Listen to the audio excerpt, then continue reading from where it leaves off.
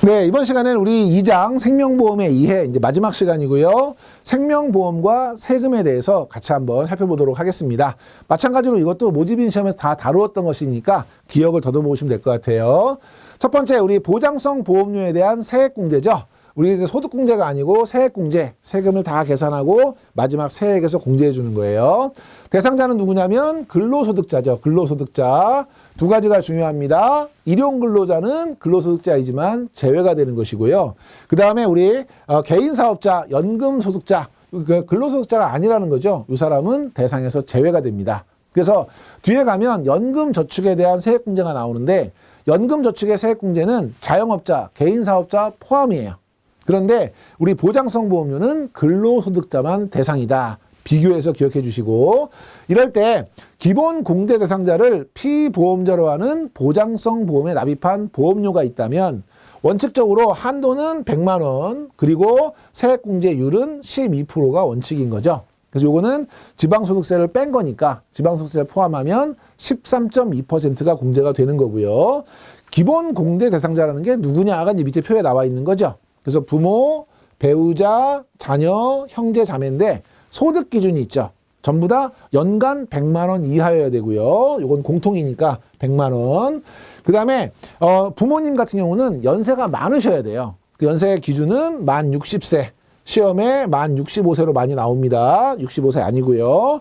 그 다음에 배우자는 연간 소득에 대한 요건만 갖추면 나이는 별도로 따지지 않아요. 나이 상관없고요. 자녀는 어려야 돼요. 네, 내가 부양 의무가 있어야 되니까 만 20세 이하여야 되고요. 이것도 뭐 18세, 19세 아니고요. 20세 기억하시고, 형제 자매는 소득 기준은 맞았다면 나이가 아주 많거나 아주 어려야 되는데 부모와 자녀 기준이에요. 그러니까 나이가 많으시려면 60세 이상이시거나 나이가 어리려면 20세 이하인 경우에 우리 기본 공제 대상자에 포함이 되고요. 밑에 보시면 장애인의 경우에는 소득 요건이 맞으면 배우자하고 똑같이 연령에 상관없이 공제 대상자에 포함이 된다. 기억해 주시고. 자, 장애인 전용 보장성 보험이 있죠. 그래서 근로소득자가 기본 공제 대상자 중에서 장애인을 피보험자 또는 수익자로 하는 장애인 전용 보험에 가입한 경우, 이 경우에 일단 한도는 똑같아요. 100만 원으로 똑같고요. 그래서 시험 문제에 뭐가 많이 나오냐면 장애인 전용 보장성 보험은 세액공제 받을 때 한도가 일반 보장성 보험에 비해서 확대된다. 틀린 거예요. 한도는 같아요. 근데 뭐를 좀 더 우대해 주는 거냐면 율을 우대해 주는 거죠. 그래서 원래는 12%, 지방소득세 포함하면 13.2%인데 이거를 15%로 높여주는 거예요. 그럼 지방소득세 포함하면 16.5%로 공제를 받는 거니까 한도는 동일하고 세율을 우대한다. 요거 꼭 기억하시고요. 자, 보장성 보험을 중도에 해지했다. 그러면 이때 세액공제를 받을 수 있느냐 없느냐. 이 보장성 보험의 세액공제는 실제 낸 거를 기준으로 공제를 해줍니다. 해지를 했더라도 해지하기 전에 낸 거에 대해서는 공제를 해주고요. 해지를 했기 때문에 그 전에 공제받은 거 토해내야 되느냐 추징해야 되느냐 추징이 없어요. 그래서 해지 시까지 납입한 보험료는 세액공제를 받을 수 있고요. 세액공제 받은 보험료에 대해서는 추징하지 않는다. 기억해주고, 밑에 보면 중도 해지한 경우 해지 시까지 납입한 보험료는 세액공제를 받을 수 없다. 실제 납부한 것에 대해서는 가능하다. 그 얘기고요. 자, 보장성 보험료 세액공제 적용 사례인데 아주 가끔 이게 이제 케이스 형태의 문제로 나면 매우 어려워요. 예를 들면 박스 안에 넣어놓고 쭉 이제 케이스 중에 하나를 써놓는 거죠. 이 사람은 얼마를 공제받을 수 있느냐. 경우에 따라서는 대상자가 아닐 수도 있는 거죠. 경우에 복잡한 문제가 나오면 다음 중 공제 대상자가 아닌 것은 해서 케이스로 지문을 내는 경우가 있습니다. 여러분 꼼꼼히 봐주셔야 돼요. 첫째, 연간 소득 금액이 100만 원을 초과하는 부양가족 명의로 가입한 보장성 보험료. 소득 기준을 맞추지 않으면 배우자도 장애인도 소득 요건은 갖춰야 되는 거죠. 100만 원을 초과하면 공제 대상이 아니고요. 기본 공제 대상자에 해당하지 않는 부양가족을 피보험자로 보장성 보험에 가입했다. 기본 공제 대상자가 아니면 세액공제 대상도 안 되는 거죠. 그러니까 대상이 아니고요. 근로자가 배우자, 근데 배우자분이 일단 장애인이시네요. 피보험자로 일반 보장성 보험을 연간 100만 원, 장애인 전용 보장성 보험을 연간 100만 원, 그러면 이때는 일반 보장성과 장애인 보장성을 합해서 같이 중복해서 공제받을 수 있죠. 그러니까 일반 보장성 보험은 12%니까 12만 원일 거고요. 장애인 전용 보장성 보험은 15%니까 15만 원이 되겠죠. 두 개 합쳐서 27만 원이 세액 공제가 되는 것이고, 근로자가 본인을 피보험자로 장애인 전용 보장성 보험료를 연간 100만 원을 납부한 경우, 이거는 무슨 얘기냐면 본인이 피보험자인 장애인 전용 보장성 보험을 가입했는데 어쨌든 장애인 전용 보장성 보험도 일반 보장성 보험이니까 일반 보장성 보험으로도 공제를 받고 장애인 보장성 보험으로도 공제를 받고 중복해서 받을 수 있느냐에 대한 문제예요. 하나를 가입하셨으면 양쪽으로 공제받을 수는 없고요. 그중에 유리한 걸 선택하셔야 돼요. 일반 보장성 보험으로 공제받으면 12만 원, 12%를 받으실 수 있고요. 장애인 전용으로 가면 15%, 15만 원을 받을 수 있으니까 이분 같은 경우는 유리한 쪽, 그래서 15만 원 장애인 전용 보장성 보험으로만 공제가 가능하고요. 자영업을 영위하는 자가 본인을 피보험자로 일반 보장성 보험에 가입하고 보험료를 납입한 경우, 이분은 뭐가 틀렸어요? 대상자 중에서 근로소득자가 아니죠. 이분은 자영업자니까 개인사업자예요. 대상자가 아니기 때문에 공제 대상이 아니죠. 얘가 의외로 시험에 좀 많이 나오는 편이고요. 피보험자가 우리 만약 계산하는 문제가 나온다 그러면 요 두 개를 가지고 시험 문제 많이 내고요. 중복할 건지 안 할 건지 해서 답이 27만 원 아니면 15만 원이 나오게끔 시험 문제 많이 나오고, 개념을 물어보는 문제에서는 자영업자가 많이 나옵니다. 밑에 피보험자가 태아인 보장성 보험료. 우리 상속세에서는 태아가 상속순위에 포함되지만 보장성 보험에서는 태아 아직 태어나지 않은 경우에는 사람으로 보지 않는 거죠. 그렇기 때문에 공제 대상에 포함되지 않습니다. 그래서 공제 불가능한 것이고요. 자, 다음에 보험기간이 2020년 7월부터 2021년 6월인 보장성 보험료를 2020년 7월에 일시납으로 납부한 거예요. 그러면 이건 뭘 물어보냐면 월별로 안분을 해서 공제를 해주는 거냐, 아니면 낸 때 한꺼번에 공제를 받는 거냐. 아까 제가 해지 설명 때 말씀드린 것처럼 보장성 보험에 대한 세액 공제는 실제 낸 거 기준이에요. 그러니까 낸 해에 다 공제를 받아야 돼요. 그래서 납부일이 속한 연도에 모두 세액 공제를 받는다. 결국 월별로 안분하는 것은 하지 않는다는 것이고요. 미납분 보장성 보험료 공제인데요. 정상적인 보장성 보험인데 제가 아직 납부를 못해서 뭐 연체가 될 수도 있고 미납이 된 것이 있다. 그럼 이때는 공제를 받을 수 있느냐 없느냐. 안 낸 건 못 받는 거예요. 대신에 그 전에 낸 거에 대해서는 보장받을 수 있는 거고요. 그래서 실제로 납부한 연도에 공제가 가능하다. 이런 얘기고요. 예를 들면 미납을 하고 있다가 그 다음에 한꺼번에 다 냈다. 그러면 세액 공제를 전에 거 소급해서 갈 수 있는 게 아니라 실제 낸 연도에 공제가 된다. 이런 개념이고요. 회사에서 근로자를 위해서 대신 납부해준 보장성 보험료. 이건 두 가지를 선택해야 돼요. 첫 번째, 회사의 단체 보장성 보험이기 때문에 우리 70만 원 이내에서 그 비용으로도 안 잡고 소득으로도 안 잡는다. 이럴 경우에는 세액 공제 대상이 아니고요. 그게 이제 밑에 써 있는 거고요. 근로소득에서 제외되는 단체 순수 보장성인 경우에는 어차피 소득에 잡히지 않으니까 공제도 안 되는 거예요. 그런데 그만큼을 근로소득으로 잡아서 근로소득에 대한 과세를 했다. 이럴 경우에는 세액공제 대상이 되는 거죠. 그래서 그 대신 납부해 준 것이 보험료 상당액을 근로자 급여에 가산해서 근로소득으로 과세를 하고 그 경우에는 세액공제가 가능하다. 그 얘기입니다. 자, 밑에 근로소득자인 김생명 씨가 본인을 피보험자로 하고 1년 동안 보장성 보험료 200만 원을 납입했다면 세액공제 금액은 얼마냐, 이런 얘기죠. 자, 그럼 일단 김생명 씨가 장애인세요. 그런데 보장성 보험을 한 건 200만 원을 납부한 거예요. 그러면 이거는 중복 보장이 안 된다는 게 이제 포인트가 될 거고요. 200만 원은 그냥 금액이지만 우리 한도 맥시멈은 얼마까지 인정해주고 있죠? 100만 원까지. 그러면 12%와 15% 중에서 유리한 거 15% 선택해야 되겠죠? 그래서 정답은 15만 원. 이런 식의 계산 문제 염두에 좀 두시고요.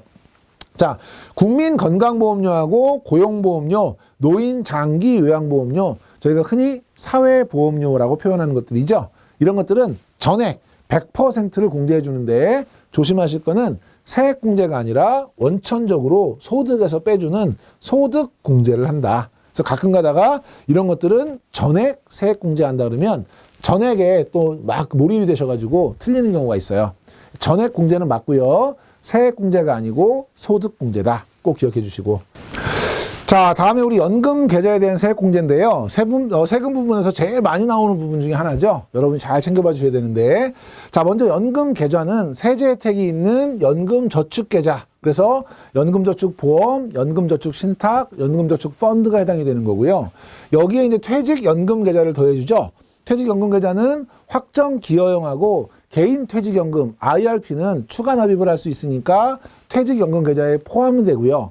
여기 확정급여형, 우리 이제 DB형이라고 하는데 DB형 같은 경우는 기업에서 급부를 확정하는 대신에 보험료는 기업의 책임으로 운영하거든요. 그렇기 때문에 개인이 추가 납입이 안 돼서 퇴직연금 계좌에 포함하지 않습니다. 그 시험 문제에 그냥 대놓고 다음 중 연금저축 계좌에 해당되지 않는 것은 해서 확정급여형 퇴직연금, 이걸 이제 제외된 거 찾아내는 이런 문제도 나온 적이 있어요. 여러분 요거 제외된다는 거 먼저 꼭 기억해 주시고, 세액공제 대상자는 종합소득이 있는 거주자예요. 종합소득은 6개가 해당이 되죠. 근로소득, 사업소득, 이자소득, 배당소득, 연금소득, 기타소득. 그죠? 여기 이제 이자 배당소득은 따로 금융소득으로 분류해서 종합과세하고, 2개는 우리가 분류하죠. 비정기적이고 금액이 큰 거. 양도소득하고 퇴직소득은 분류과세라 그래서 종합소득에 포함되지 않아요. 시험 문제 이런 게 나오죠. 양도소득만 있는 거주자는 세액공제 대상자에 포함된다. 양도소득은 종합소득이 아닙니다. 그렇기 때문에 틀린 지문이고요.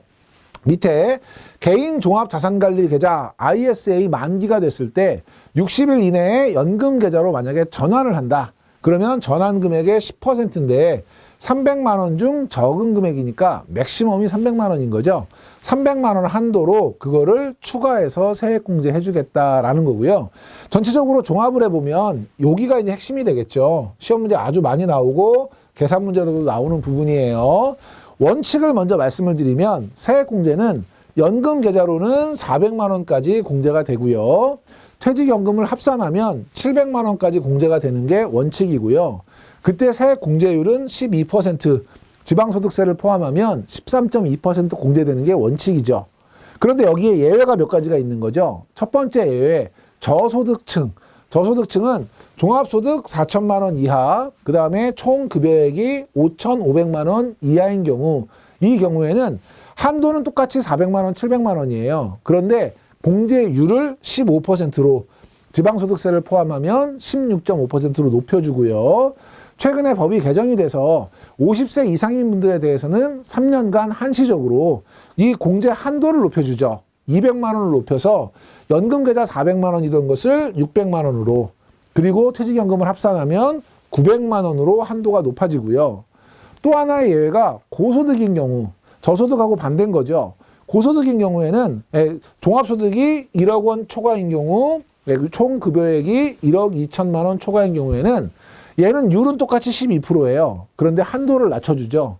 이때는 50세 이상이냐 미만이냐 따지지 않고 연금소득으로 300만 원, 퇴직연금을 합산하면 700만 원, 이렇게 한도를 낮추기 때문에 여러분이 요거 헷갈리지 않도록 잘 정리해 주시는 게 필요하고, 이 전체에다가 플러스 300만 원은 ISA에서 전환금액의 10% 맥시멈 300만 원 한도로 추가 공제가 된다라고 이해해 주시면 될 것 같습니다. 자, 맨 밑에 보면 연금계좌는 소득에 관계없이 동일하게 12%를 적용해서 세액공제 받을 수 있다. 저소득층 경우에는 12%가 아니라 15% 적용받고요. 연금저축 납입액이 500만 원, 종합소득 금액이 8천만 원일 경우에 세액공제 금액은, 그러면 종합소득 금액이 8천만 원이니까 저소득층은 아니네요. 그죠? 그런데 연금저축 금액이 500만 원이니까 맥시멈 400만 원 한도죠. 400만 원에 12%면 48만 원. 이렇게 간단한 계산 문제도 출제가 되고 있으니까 봐주시고요. 자, 연금계좌 납입 및 세액공제 한도. 연금계좌는 연 1,800만 원 한도 내에서 납입을 할 수 있는데, 이 한도에다가 IS 연금계좌 전환 금액을 추가해서 더해준다는 거니까 맥시멈 300만 원이 더해질 수 있는 거고, 연금 수령 개시 이후에는 추가 납입은 불가능하고요. 세액공제 한도는 연금 저축인 경우에 고소득층은 300만 원까지, 그리고 50세 이상인 경우에는 600만 원까지 한도가 있고요. 퇴직연금을 합산하게 되면 일반적으로는 700만 원, 50세 이상인 경우에는 900만 원 한도가 되고요. 여기에 ISA 10% 최고 300만 원까지가 더해지는 것이 세액공제 한도가 되는 것이고, 세율은 일반적인 경우에는 이제 12%가 적용이 되고요. 저소득 4천만 원, 5,500만 원인 경우에는 15%가 적용된다. 다시 한번 정리하시고, 연금 계좌의 인출 요건은 크게 세 가지가 있는데 앞에 있는 숫자 2개가 중요합니다. 가입자가 55세 이후에 연금 수령 개시를 신청해야 되고요. 가입일로부터 5년이 경과돼야 돼요. 왜냐하면 납입 기간이 최소 5년 이상이어야 되기 때문에 이 두 숫자 기억해 주시고, 연금 수령 한도 이내에서 인출하셔야 되는데 한도를 계산할 때 의료 목적, 천재지변, 부득이한 사유로 인출한 것들은 포함하지 않는다. 참고로 기억해 주시고요. 자, 저축성 보험의 보험 차익 비과세인데요. 저 보험 차익이라고 하는 것은 내가 받는 거하고 내는 걸 비교하는 거죠. 그래서 나중에 받을 보험금이나 환급금에서 내가 낸 납입보험료를 뺀 금액이 보험 차익이 되는 것이고, 보장성 보험 같은 경우는 받는 게 낸 거보다 크지 않아야 되니까 보험 차익이 없는 반면에, 저축성 보험 같은 경우는 보험 차익이 있는 거죠. 저축성 보험의 보험 차익은 원칙적으로 세법에서는 이자 소득으로 과세를 하도록 하고 있어요. 그런데 일정한 요건을 충족하는 경우에는 비과세 혜택이 부여가 되고 있는데, 만약에 비과세 요건을 충족하지 못했다. 그럴 경우에는 이자 소득세로 과세가 되고요. 그때 세율은 14%, 지방소득세를 포함하면 15.4%로 과세가 되는 거죠. 시험에는 비과세 요건을 충족하지 못하는 경우 분류과세한다. 틀린 거예요. 정상적인 이자소득 과세가 되고요. 밑에 다른 금융상품에서 발생한 이자, 배당소득의 합계액이 2천만 원을 초과하는 경우에는 금융소득 종합과세 대상에 해당이 되는 거죠. 그럼 그 경우에는 금융소득 종합과세를 적용해서 누진세율이 적용이 되는 거고, 밑에 보면 보험 차익이라고 하는 것은 보험 기간 중에 받은 보험금과 만기 시 받는 보험금의 차익을 의미한다. 보험금과 보험금이 아니라 받은 보험금과 낸 보험료의 차익을 의미하는 거죠. 이런 용어에 대한 문제도 염두에 두시고요. 밑에 지금부터는 뭐냐면 요건을 충족하면 비과세 된다 그랬잖아요. 그 요건이 크게 3개인 거예요. 하나가 일시납 저축성 보험, 두 번째가 이제 바로 뒷페이지에 나올 2가지이기 때문에 요 첫 번째 거 먼저 공부해 볼게요. 일시납 저축성 보험의 경우에는 요건은 크게 2개죠. 납입일부터 만기일 또는 해지일, 결국 유지기간을 얘기하는 거죠. 보험 유지기간이 10년 이상이고요. 계약자 한 명당 납입할 보험료 합계액이 1억 원. 그러니까 크게 2가지, 10년에 1억 원을 충족을 하면 비과세 요건에 해당이 되는 거고요. 이때 이 1억 원은 1인당 보험료예요. 그리고 이거는 2017년 4월 1일부터 적용하는 것이고, 밑에 보시면 3월 31일까지는 2억 원이었던 것이 지금 강화가 돼서 1억 원인 거고요. 시험에는 1인당 1억 원인데 보험 계약당 1억 원 이렇게 시험 문제가 나기도 합니다. 계약당이 아니고 1인당이라는 거 기억해 주시고, 10년 경과 전에 확정 기간 동안 연금 형태로 나누어서 지급받는 경우에는 대상에서 제외한다. 참고로 봐주시고요. 자, 두 번째 조건이 뭐냐면 월 적립식 저축성 보험인데, 요거는 우리가 이제 부자분들이 예를 들면 세금을 줄이기 위해서 하기에는 지나치게 금액이 작고 지나치게 번거롭기 때문에 실제 서민용 어떤 저축보험으로 활용될 수 있다라고 하는 그 부분에서 이제 비과세를 주는 거예요. 조건은 납입일부터 만기 또는 해지일까지 10년 동일하고요. 두 번째, 납입 기간이 최소 5년 이상이어야 되고요. 그 다음에 매월 납입하는 기본 보험료가 똑같아야 돼요. 예를 들면 한꺼번에 와장창 내지 못하도록 같은 금액을 계속 내야 되고, 월납을 한 번에 미리 내는 거 선납을 할 수 있는데 그 선납도 미리 내지 못하도록 6개월 이내로 제한을 하고 있고요. 그 다음에 계약자 한 명당 매월 납입하는 보험료 합계액은 150만 원. 이것도 마찬가지로 2017년 4월 1일부터 적용을 하고 있습니다. 그러니까 금액도 150만 원으로 작고 똑같이 선납도 못하면서 지속적으로 내야 되기 때문에 서민용으로 보고 이게 비과세 혜택을 주는 거고요. 조건을 물어보는 문제 시험에 많이 나고 있습니다. 밑에 보면 계약자 한 명당 납입한 보험료 합계액이 1억 원 이하여야 한다. 요 1억 원은 월 적립식 저축성 보험이 아니고 일시납보험의 납입 한도인 것이죠.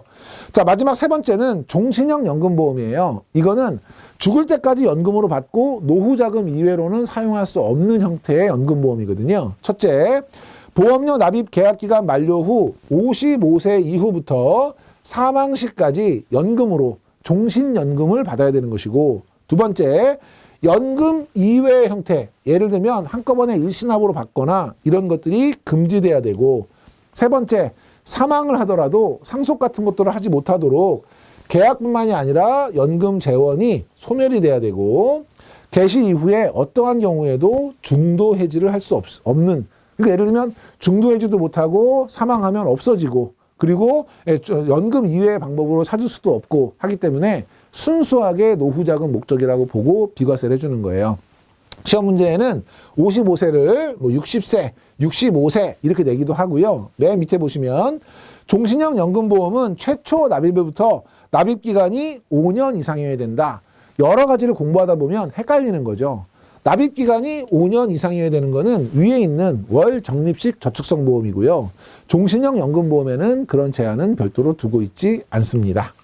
자, 다음에 계약기간 기산일이 변경되는 사유인데 10년 이상 납입, 5년 납입할 때 그 기간을 계산하는 시작일을 기산일이라고 합니다.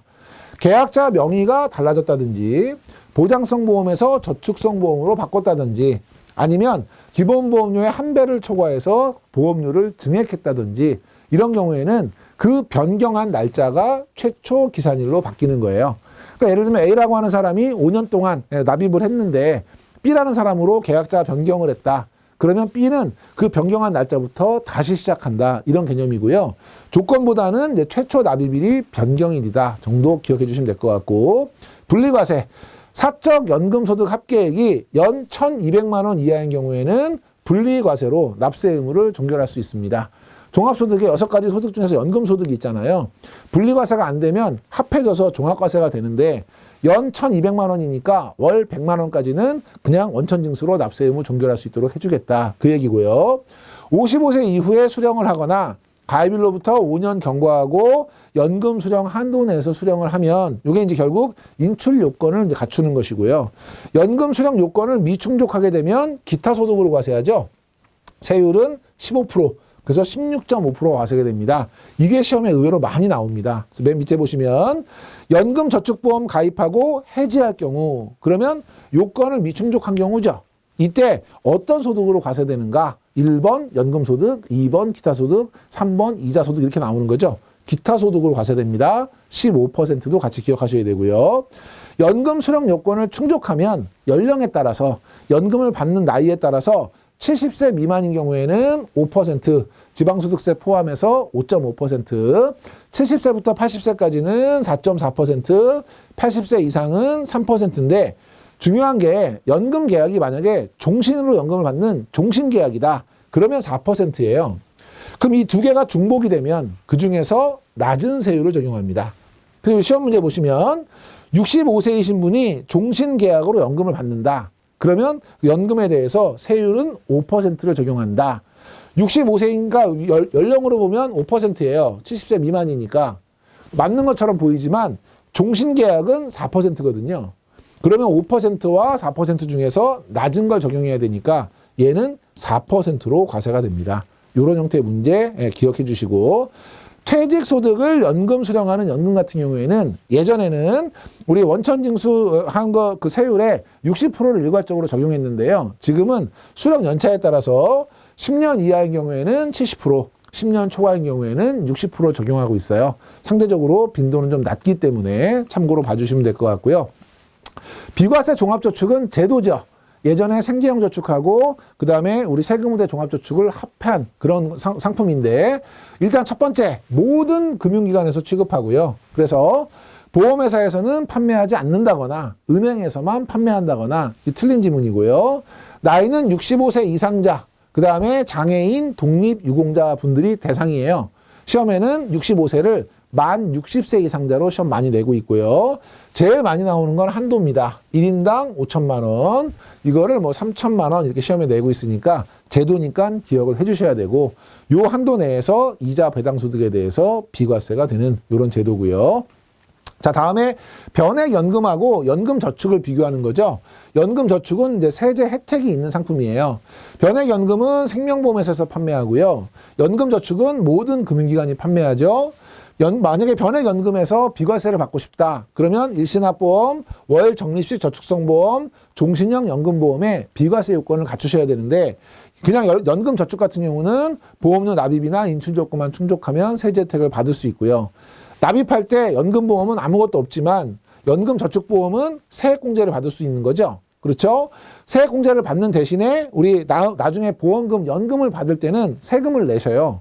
분리과세로 내시기 때문에 나이에 따라서 3에서 5% 나누어서 내시게 되고 변액연금 같은 경우는 돈을 내실 때 납입 시에 세제 혜택이 없었기 때문에 10년 이상 기간에 대한 조건을 충족하면 보험 차익은 비과세가 되는 것이고요. 우리 연금보험, 변액연금보험은 이자소득으로 과세가 되는 것이고 연금저축은 연금소득으로 과세가 되는 거죠. 의외로 요거 구분하는 거 시험에 자주 나오고 있기 때문에 챙겨봐 주시면 될 것 같고요. 자, 종합소득금액을 계산할 때 연금소득은 총 연금에서 소득공제 해주면 되고요. 사업소득은 총 사업수익에서 경비 빼주면 되고요. 근로소득은 총 급여에서 연말정산할 때 근로소득공제 빼주면 되고 기타 소득은 수입에서 경비 빼주면 되는 거죠. 간혹 시험에 이런 식으로 너무나 당연한 거지만 연금소득은 총 연금액에다가 귀속 법인세를 더한다? 틀린 거죠. 그래서 이런 식으로 기본적으로 요 4개 정도 가끔 출제가 되고 있으니까 참고로 봐주셔도 될 것 같고요. 밑에 거는 좀 봐주셔야 돼요.